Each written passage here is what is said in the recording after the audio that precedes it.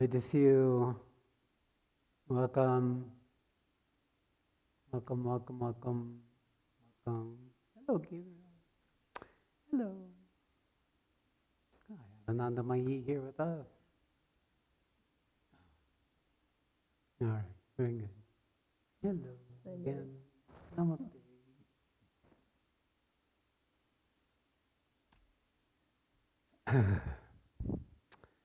So these Tuesday night programs are really usually meant to just explore a piece of the work. So typically we don't dive into fundamental materials that really need more time. So it really is meant to be an introduction to a concept, an organization, a piece of my work to kind of be a reminder and open up a possibility for what that might show up for or in your lived life, a recognition in yourself of what I happen to speak of. So there is one fundamental organization of my nature as a person and my nature as a realized being is actualization. How to make something real. And it came from a place of complete collapse and despair and powerlessness. Yes, that was the human drive. It's funny how our Dharma comes from our trauma, because it became an organizing principle. That means something that as I moved towards stepping into action, stepping into life in ways that I hadn't before, I came into a deeper and deeper recognition of this capacity in me that was growing through the process of this making real, actualizing something in my life. And it wasn't like me doing that. It's in my nature. So it was just perhaps maybe a little more unique to somewhat of my personality type. But it was a reflection of a possibility that, of course, we all carry. We all have carried. We have all lived it. None of you are here who haven't actualized yourself as an individual, if nothing else, into life. And you've claimed some territory of this domain by doing so. And there's some fundamental principles that are behind all this, of course. Immersion with the world mother. Mother is the actualizing agent. Purpose and the actualization of that current and purpose is what is the critical nexus, nodes, where they come together. That's when reality happens. That means it becomes real for us. And there's moments where we recognize we've actualized. We've brought something we didn't know we had into existence through our own efforts initially, and then through the recognition of that something else is living us, of something else of which we're a current or an instrument of, is singing in us. And bringing into actuality, into reality, this dimension, a possibility that's unfolding, endlessly unfolding. So much of this was practical. I have a tremendous quantum of ways of organizing myself as an individual to make things happen. So much so that it's automatic. It just happens. If something needs to be done, it kicks in. It's not dependent on my mood. It's not dependent if I'm inspired or not. Often it comes out of like a stripped away place where there's really nothing happening and no motive, and it just comes into existence. Today is an example, but it's just one of many examples. A couple of things happened this morning to speak of where this came from. First was Satya is back, which I'm always happy around. And I was sitting in the kitchen by myself. She's once again sick. She's been sick almost continuously since India. And I'm sitting by myself and I'm looking at the blinds out at the new snow, right? Winter has not given up its ghost yet. And then I noticed that the blinds were frackling. They were like I was looking through a field of water. And I recognized that I was seeing something in a different way. It wasn't my eyes seeing the blinds. It was seeing that image without mind. And it was freckling.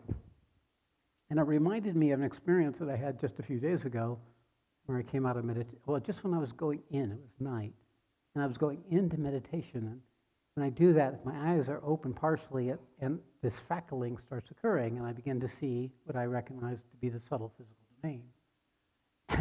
But what was unique about it was that it was actually like I was at the transition point. I wasn't there, I wasn't here. I was looking through a field that went from this side to that side. And this side, it was distinct. And on that side, there was this freckling movement, organic unfolding and changing of shapes.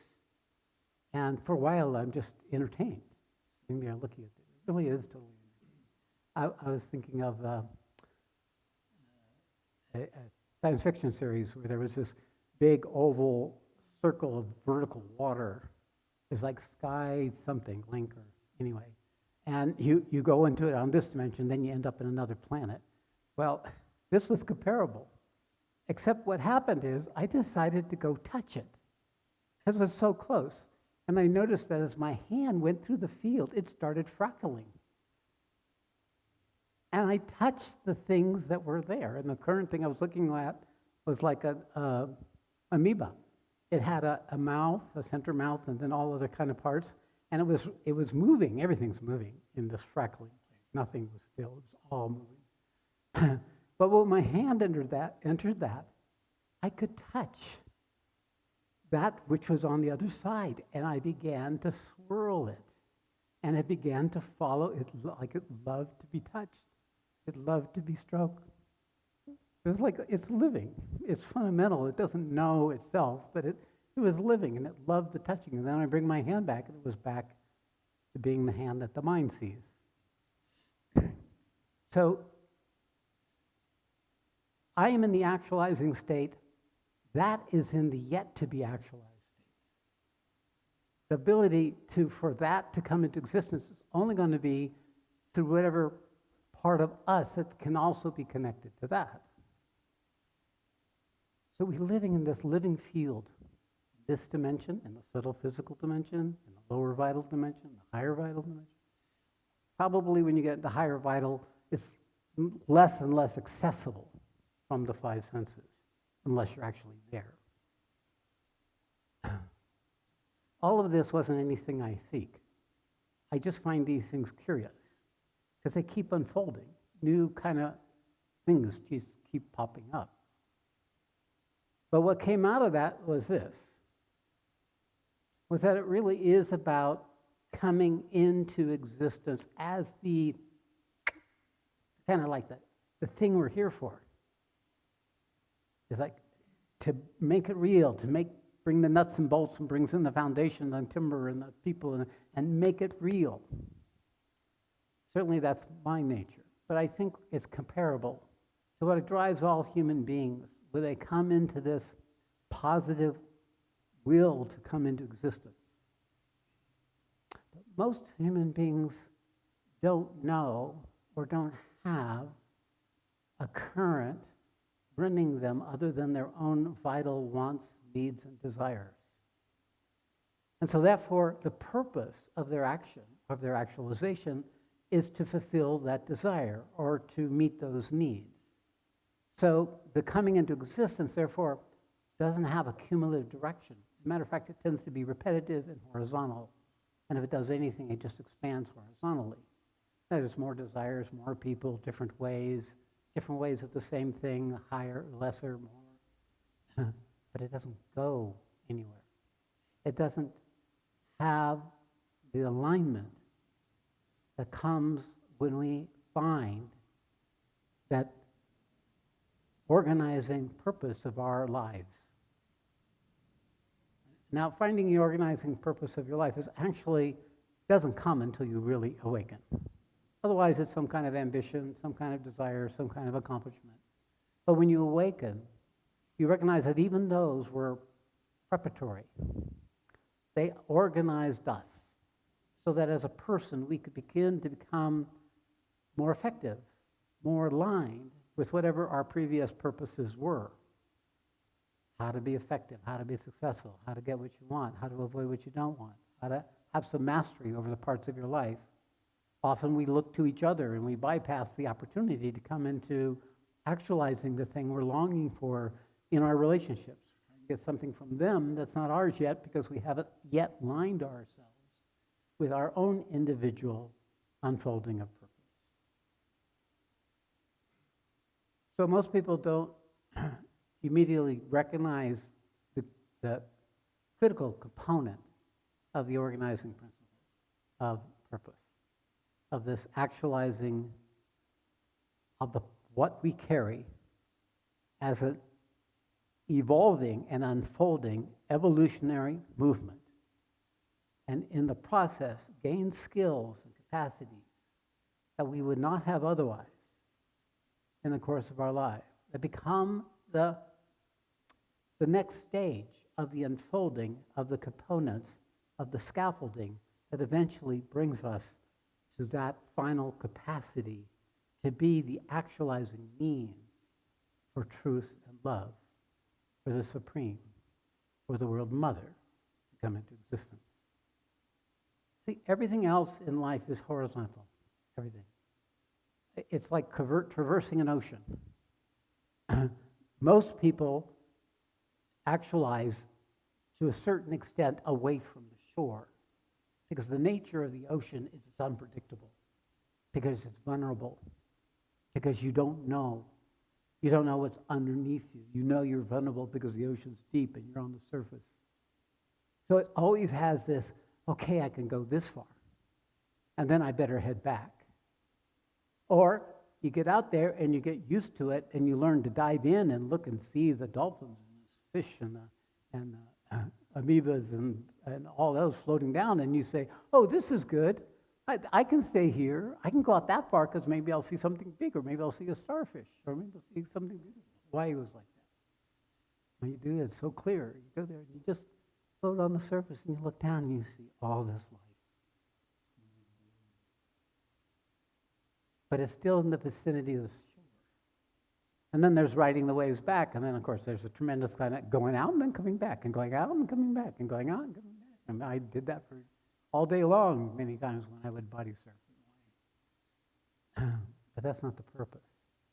That's enjoyment. That's aliveness. It's engagement. But it doesn't have a direction. It doesn't have an evolutionary movement in itself. The evolutionary movement is always preceded by vulnerability. It's preceded by, I can't do this.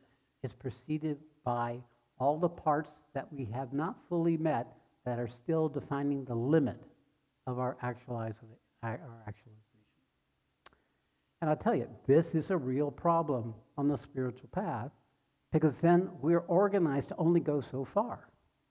We're organized to go to the limit of our desire or the limit of our available aspiration or devotion, and then we go back. We want to go back, because that's how we're programmed. Go out so far, but you then come back.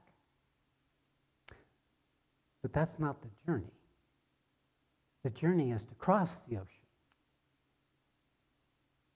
I know, because I've crossed it. And I come back and take people with me. And because I am my own source of actualization, I go first and people follow. This has always been true for my life. I have this quality where I go and do something and then people want to join me in doing that. When I was snow camp, people would want to join me, and then they would last a day or two, or maybe some would stay the whole time. My brother Tom could stay the whole time. My son Aaron, he could go way beyond where I could go. He didn't, but he could have. So there is this leadership, this kind of following my own truth, and then let others follow or not. And that's what's here now. I can take you across the ocean. I am the boat. I am the boatman. When you're with me, you start crossing the ocean. You go beyond what you could based on your own fear and your own incapacities and your undeveloped part. And you begin to feel while you're there on the boat, while you're being carried along, that you come to something, that you're coming to something. But then the call to come back to shore comes up when that capacity, that boundary is being crossed. And so you fall back. I continue. Every time I cross the ocean and I take the one or two to the other side, and then I come back again. This is my regular activity. There is nothing other than to continuously and endlessly actualize. And what is it that? It's not this person.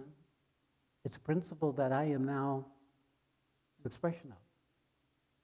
And the opportunity of recognizing this is to discover what in us either doesn't know how to actualize him or herself, or is not in touch with the current, the purpose of the current that has been living you all along, which is always saying more. It's always saying evolve.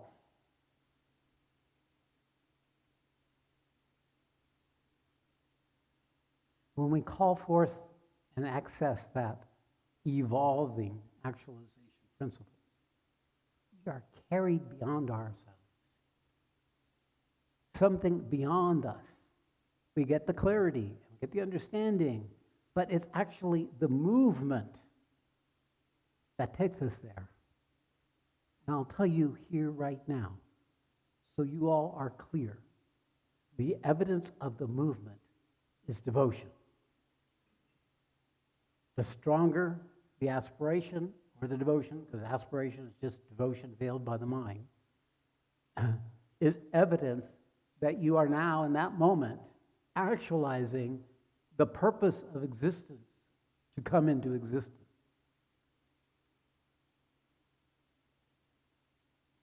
Bang. There it is. So actualization is devotion. It's devotion experienced from something outside. It's devotion experienced from something inside. And it's the devotion of being devoted to existence, to the fulfillment of the actualizing possibility that is here now and that we are parts and parcel of. Self-aware pieces of the evolutionary movement that came from the original intent. So devotion is the evidence. Are you actualizing? The answer would be, are you feeling devotion? Because the characteristic of devotion, as all love, is it calls us beyond our fear and our hesitancy, beyond our habit, beyond the limited idea of what we are or who we are. It is the current itself.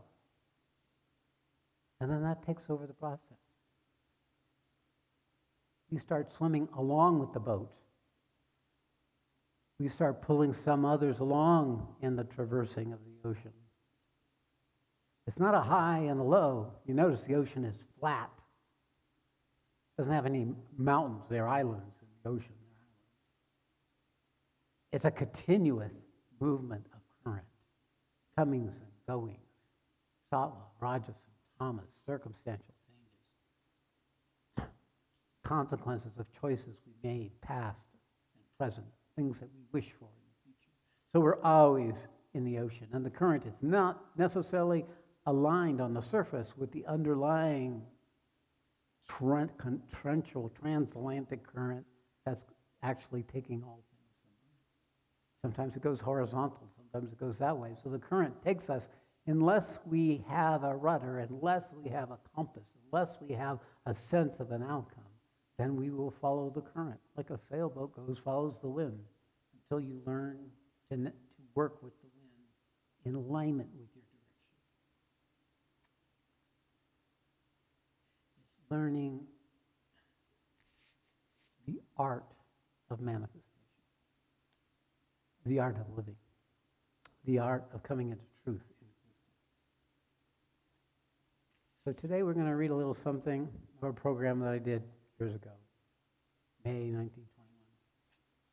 And I'm going to give something to my Mahananda here. I'm going to read parts of this. Okay.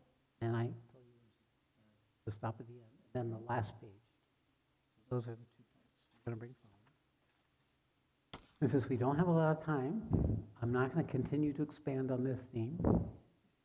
I just stay focused.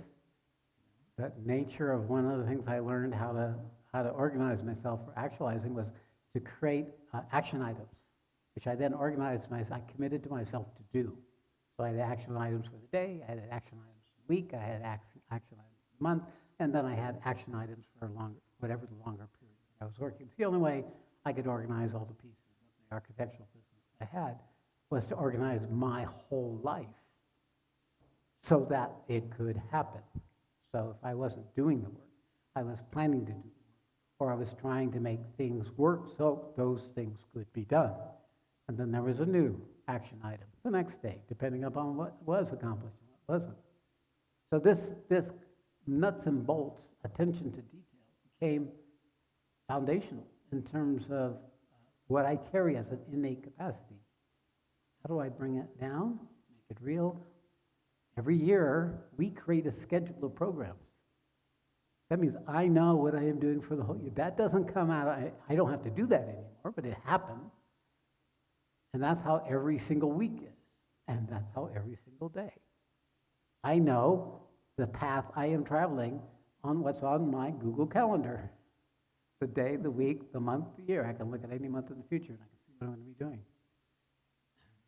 So I have a frame, but I've traveled this a lot. So I've got buoy markers all the way along. Send out little signals to let me know we're on track or we're not. All right, so anyway, we will look at this in a contextual frame and a broader understanding. So it really has to do with what I am teaching. I've been teaching all along all these years. Fundamentals of manifestation. This entire creation is endlessly new, endlessly being created. This process is driven by one principle, the original intent, a vast will to be, to know, to learn, and ultimately to wake up. This is the Sat, an unspeakable potentiality that is the origin of existence. When the Sat comes into existence, it becomes the supreme being, which holds and manifests this intent. Inherent in this intent is all potentialities, past, present, and future. It is an endless unfolding of these as possibilities, which create opportunities for manifesting this intent. This is the purpose of existence, the will to exist, to be, to expand and grow, to learn and discover what is possible and to make it real. Okay. I mean, for me, it's self-explanatory, and it's not new. I have spoken of this endlessly. But the principle is that's what you're living right now. And you're most alive, you're most connected to that when you're engaged like you are all now, right now, in choosing to be here with me in this time. So, in a way, this is a buoy marker. It's speaking, saying, yes, yes, this is right, this is true. Letting you know, yes, this is the track, this is the direction, this is where to head. This feeling that comes up, this sense of a possibility, should that be with you, would let you know if you're already on the boat or not. So the nature of this is a tangible describing, a literally describing of a what's so, of what is here and what is happening. So it deals with the fundamental incapacity we all carry to be in the recognition of the immediacy of what is existence due to the shroud of our embodiment and our mind and story and our vital and all the habits and things that have come with the human species and with this planet and the biological evolution. So we can't know it. We can't know it, therefore we can't actualize it. We can't sense the movement from a lesser state of consciousness to the next state of consciousness because the discernment of being able to see the trajectory has not yet come. Because it takes time to recognize that you're living a purpose. And when you do, when you realize you're living a purpose that has lived you all along, that's a stage in the journey where you become the captain of your ship, at least in your realization. I'm in charge of my own unfolding. And that is a powerful empowering of the organization of your identity as being something more than what you've known yourself to be before. You can see that actually what's arising you for right now is the result of everything you've lived or been able to actualize up to this now as the beginning point of the next stage of this movement, not the end point, not the period, at worst, comma, where there is a pause, but to be taken up again until the sentence is finished. You could say life is a sentence. Been sentenced to birth and death. So it has a time frame. It is occurring in a period of time-based causalities. To know your purpose, to realize your purpose, is for once your intelligence and your self-awareness is in alignment with what you already have been living.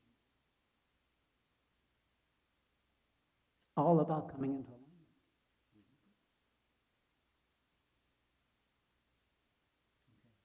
May I say something? Yeah. I got a phone call this morning from Siddhartha asking me if I would sit in this chair. And I said to him, oh, he must know how triggered I am right now and how much doubt I'm feeling about you and the path and everything. And I mentioned this because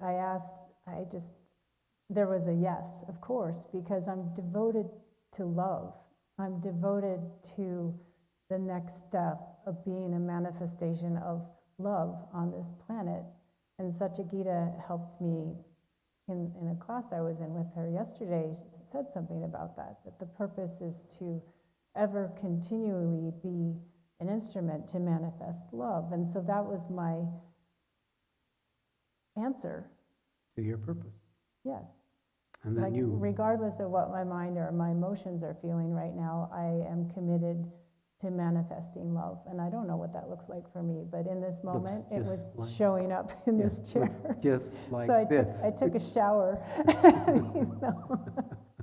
Okay. So at least you were presentable outwardly, even if you weren't inwardly. Right? Exactly. Nobody wants to see all that shit. So I just wanted to say that because devotion appears in all kinds of different ways than we realize. But so the knowing of, I live for love, that's the devotion. That's the current itself.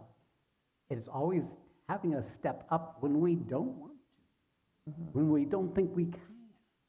That vulnerability is always the requirement, sacrifice, that allows us to take the next step in the movement of living aligned, learning to live aligned with that purpose. It's always a learning. It's always a discovery. It's always an unfolding that no matter what's going on, I show up. Even if I show up with I can't, I can't becomes one of the pieces of I can. So it is the no becomes one of the pieces of the yes. So when you're in the no, you can bet something's trying to manifest you, to take you beyond yourself.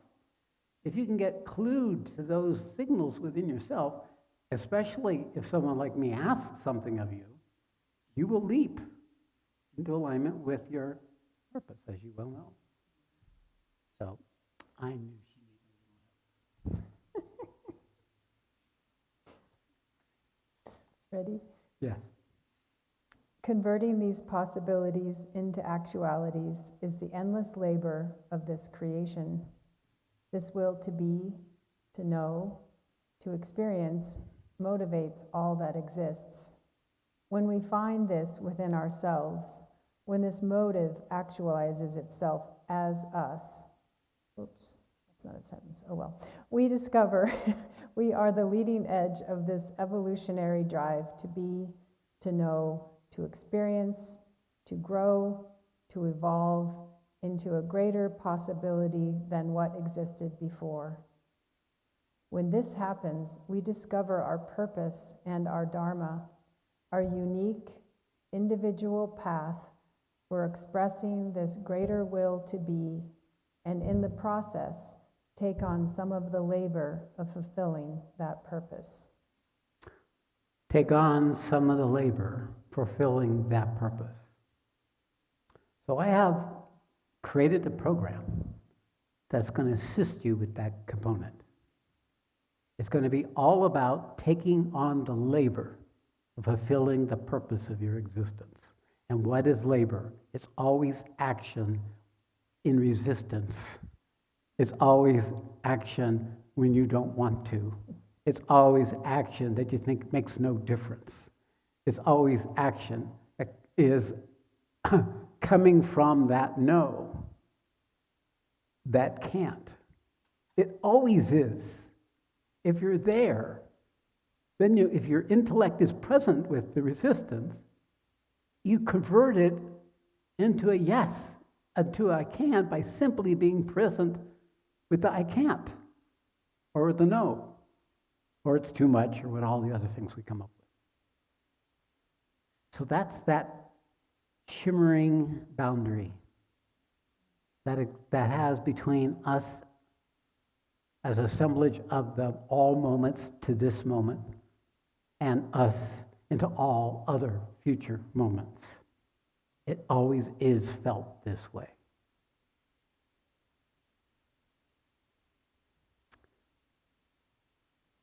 And that's what makes us the current, because it doesn't stop.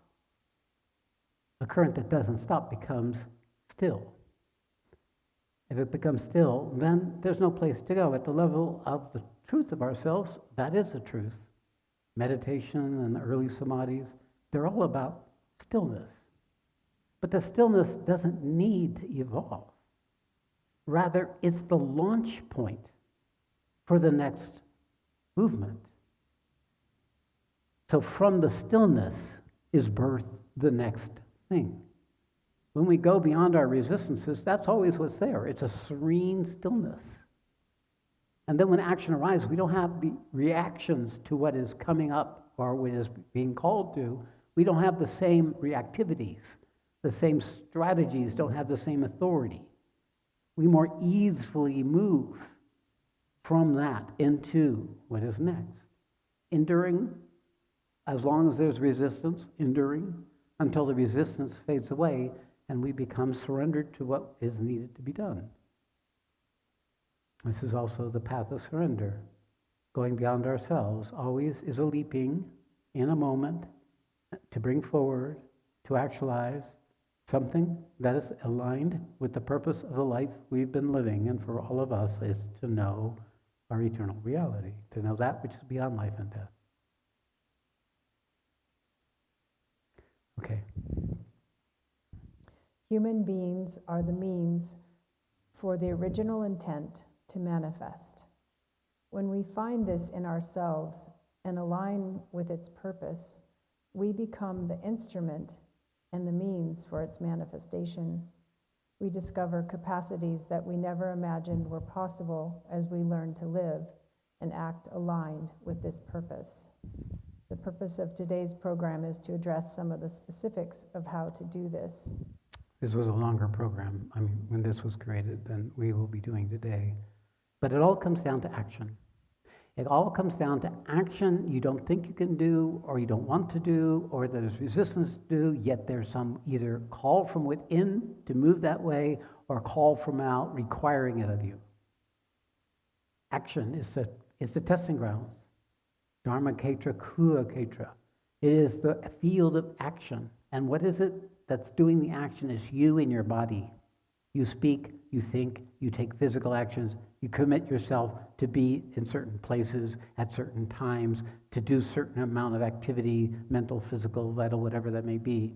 And that is what actualization always comes out in the outer domain, is in how we act, how we speak. The more we align with this, the more our actions and our speech carves the path in the content of the ocean of samskaras we're moving through that defines the next step on that endless actualizing journey. Okay. When you awaken the possibility of becoming an instrument, a channel of the Supreme Being becomes available. We can then discover qualities of consciousness that allows this to become real for us. By aligning with this possibility, we also set in motion a transformational process that prepares our system to eventually be capable of doing this in our lives. So becoming the Supreme is not an abstraction, but it is an activity. Becoming is an activity. Creation is an activity. It's only through actions that we can become anything other than what we already are. And we're here to continue to discover what we are out of the shroud of the little thimble full of truth and purpose that we've been living into something as a larger and larger capable vessel and then channel, plumbing for that to come into existence. And we lead life through being an expression of that love, of that actualizing principle, of that will to be. The fulfillment of that is always evidenced by Ananda. It's the drive of that is always evidenced by devotion. So when we make movement on the current, there becomes a spacious and loving, open relationship with existence that is got to be called Ananda, because love isn't big enough, as evidence that you have moved, that you're actualized another possibility for you in existence. Okay, now go to the last page. There you go. And we're going to talk about the 4 major fundamental organizational principles that are foundational to our ability to actualize anything in this dimension. Okay? Mastering space.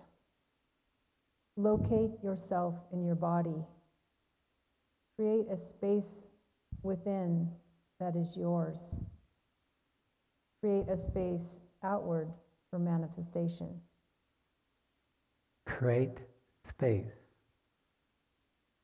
This is really an act of attention.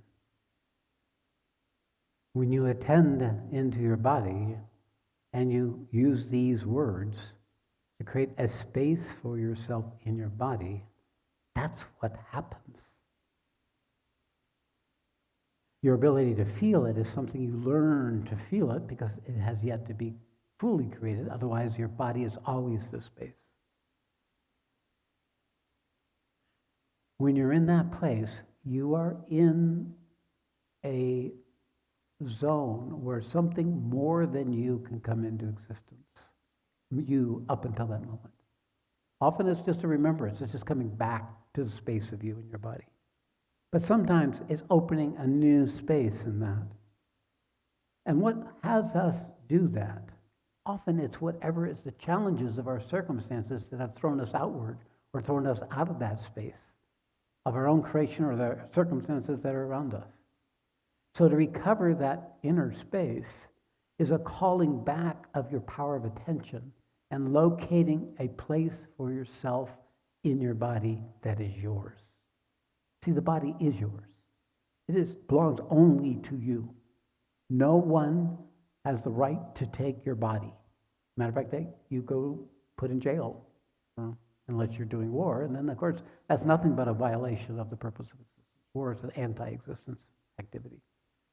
But it's also an arena where we really learn how not to be in alignment with the purpose of creation, death and destruction, chaos. Because the purpose of the creation isn't that.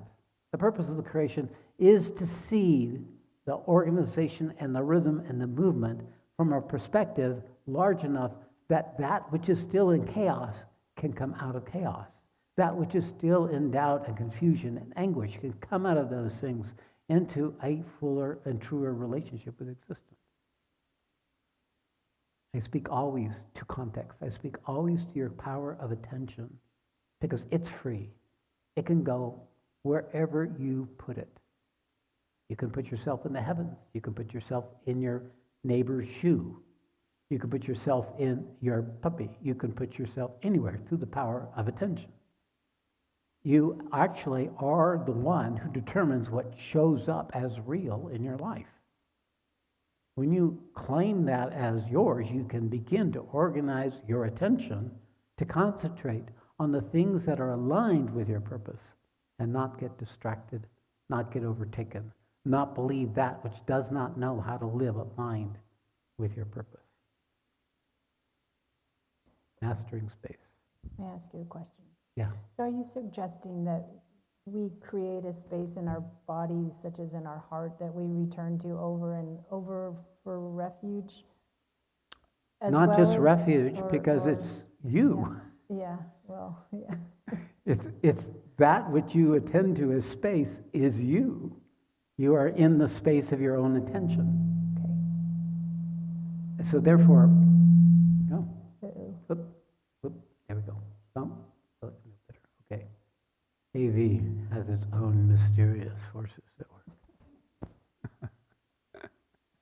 Great question, though, because it's applied. It's an application. Because our habit is to put our attention everywhere else, right? Or put our attention to the content of our thought. The content, and of course, our thoughts doesn't live in our brain. It lives out in the field of attention, either in our imaginings or in the weaving of the story that we're writing with our attention about what's happening and what we are in relationship to that and all that. We crap our space all the time without knowing we're the crapper. We call that shitting in your own space. So when we come back into our body and we restore it, all that falls away, and it's just you and your body being the space. So yeah, it's a start point, a critical start point in terms of the four of these. That's why this is the original intent in us, the yet to actualize possibility of us in this next moment of existence. Okay, very good. Ask any questions. Thank you. The second one is mastering time. Become conscious of time. Set priorities. Structure your time aligned with these. Honor this structure. This is the key. No good creative structure you don't strive to honor. That structure becomes the means by which we train our consciousness to function in this duality and not get overtaken by all the other factors that inevitably come in this domain. That pulls us or that we're pulled to. That pushes us or that which we push. All it has to do with the clarity that comes the more we know that this is our body. We are the ones who's traversing this territory. Pay attention to what it takes to bring into existence for you that which you sense or know is what needs to be done. And your ability to do so is going to be proportional to how much you've been able to align your life for a singular purpose, for an unfolding of the divine truth that lives within you. The more we align, the more the universe joins us, the more we become more capable of carrying the universe, the more we're joined together, and it becomes the current that has us continuous. But it's our effective action. It's our learning to go through the limitations we've proposed or imagined on ourselves. These too are structures. Our self-doubt is a structure. Because we don't want to feel self-doubt, it becomes a boundary. We don't want to feel repulsion, it becomes a boundary. We don't want to feel anger or hate or judgment or disdain for others because it's our boundary. We have to go beyond those things and our focus and pierce through those self-created boundaries. They're not just circumstantial. It often helps to be in circumstances that are uncomfortable because it forces you to organize your capacity to move in a conscious way into life. When you come into my programs, especially programs I'm creating, we will create the structure until you can create the structure by honoring the structure. When you've honored the structure enough, that means you act consistent with the structure, you define a structure for yourself for going forward in your life for the rest of your life. But it takes time because the body is habitual and it's habituated to what it's lived up until now, which is to go horizontal in this way and take that current, and it all looks good and it's all happy and it's all going to be whatever it is in any case, and then come back to shore if you get out into the skinny branches of not knowing where you are, and it's all so fucking new you don't know what's what. So we go beyond those boundaries, as you will know. So the nature of the trajectory is also this ability to hold ourselves to account, to be accountable for our choices, to quit projecting our mood onto the circumstances, onto the people around us, into the structure, to come back to our own space and own the territory that we've chosen for ourselves, even if the boundaries that we're hitting are not our own and are very uncomfortable. Because at least those don't have the authority of a lifetime lived with your own self-created boundaries. Your attention has fed them for the 40 or 50 or 60 years you've lived. So they're pretty strong. So you create someone else's boundaries to be the organizing way to live until you come out of the boundaries of your past. And it takes time. It takes time because you have to keep doing the same action until the body can do it on its own. It's like starting a Model A motor. My grandfather had a Model A Ford. And the way some days it was difficult to start. He would put in the crank, and he would turn it over, and then turn it over again, and it would make noise like it wanted to start, but it would keep going back to not starting, right? So he would just keep cranking, and then cranking, and cranking, and then it would go, but then it was a running motor. Well, that's how we are in our resistances. Even if we're aligned, it's not enough that we just crank one time. We have to keep cranking until it's running on its own, and that's action, that's effort. That's labor. There's resistance. We have to bring fire and gas and matter together and mix them up strongly before they ignite. We are that gasoline. We are that fiery substance. We're the thing that's living, that we carry within us, that compound that ignites, is the ignition that allows us to come to existence, and that happens when we act consistently, aligned with our purpose. Okay. The third thing is mastering duality. Accept what is arising. Hold the opposing positions. Allow what is arising. Take no action. Endure the process. Have faith. Inevitably, when you start moving through the past samskaras and the samskaras of your circumstances and the samskaras of your relationship and the samskaras of your beliefs and your ideas, as you start moving through these, you come up and they start becoming the content. And the content is convincing. The content then, in this state, when you've mastered enough space and mastered enough time, becomes the challenges and obstacles to the unfolding of that possibility. If you're aware and present with them, then you'll see that there's two contradictory movements inherent in whichever was coming, which is it's feeling intoxicatingly good and I don't trust myself, or it's feeling horribly bad and I don't trust myself. We hold the two things that are arising rather than have why isn't it like the happy part and why is it like the miserable part. We hold them both and allow both to coexist in the space of us, not acting in that moment. You're not wanting to run from that. You want to eat that. You want meet the stop, the no, the resistance, and endure it calmly because it's in the body, because it's there with you as the awareness in your body, because you've owned it as yours in the past. So it has to burn in that spacious presence of your own non-dual self in order for you to convert it into something that it too is aligned with your purpose.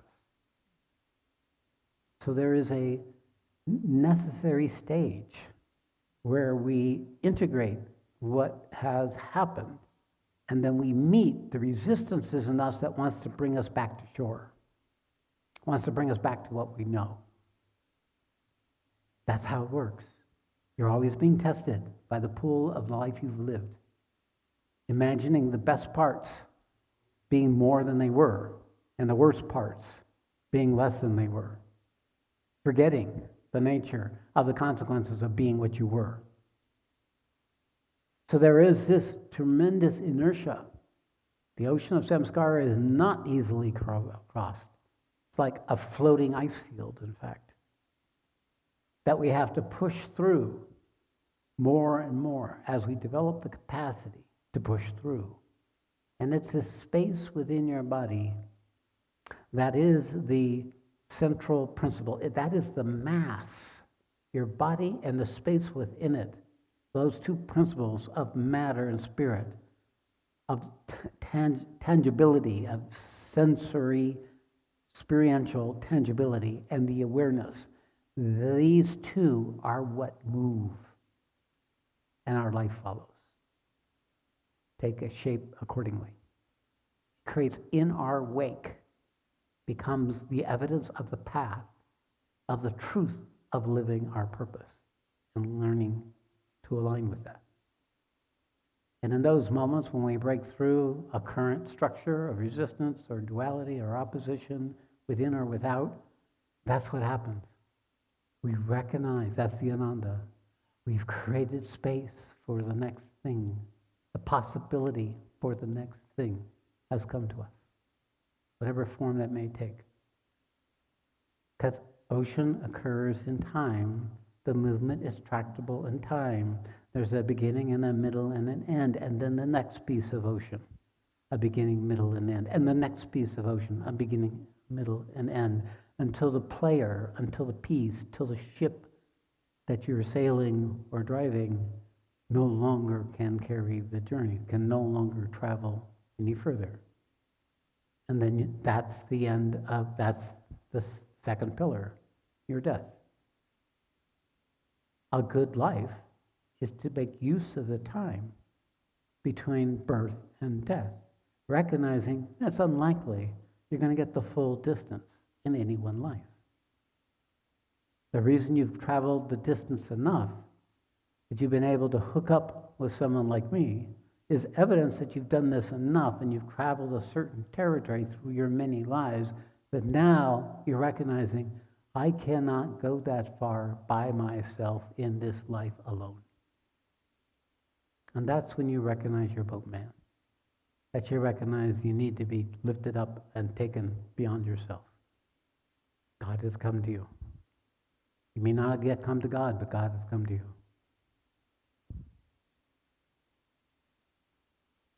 Okay. The fourth one is mastering causality. Set intent. Create a possibility. Act aligned with that intent. Persist. Repeat. Set intent. Creates a possibility. Act align with that intent. Persist, the hardest part. And when you forget, repeat. Reset the intent. Realign. Persist once more, and again, and again. And when that becomes too much, set your intent again.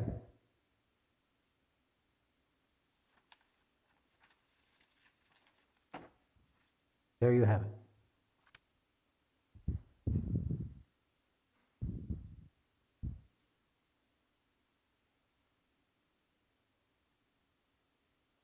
It's a calling up, but it's also an invitation. It's an invitation to be more than you know yourself to be. And when you get a taste of that, it all becomes worth it. And when it comes to take residence, then you know everything's purposeful.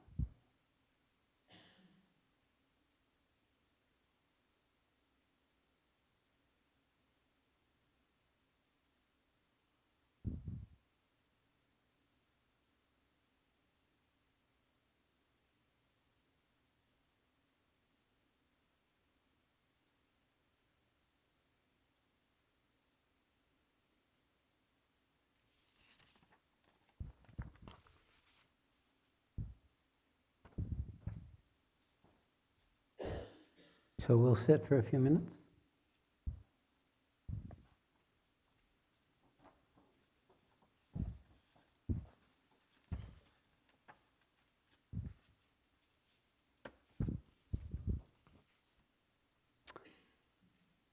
That program is the art of manifestation, the art of living.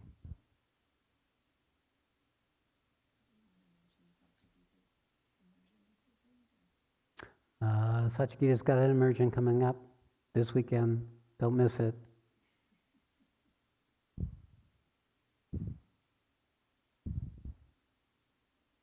I'm so proud of her.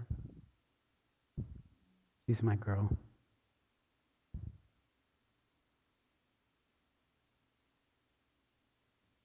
So I'm going a little over 5 minutes, a little past noon.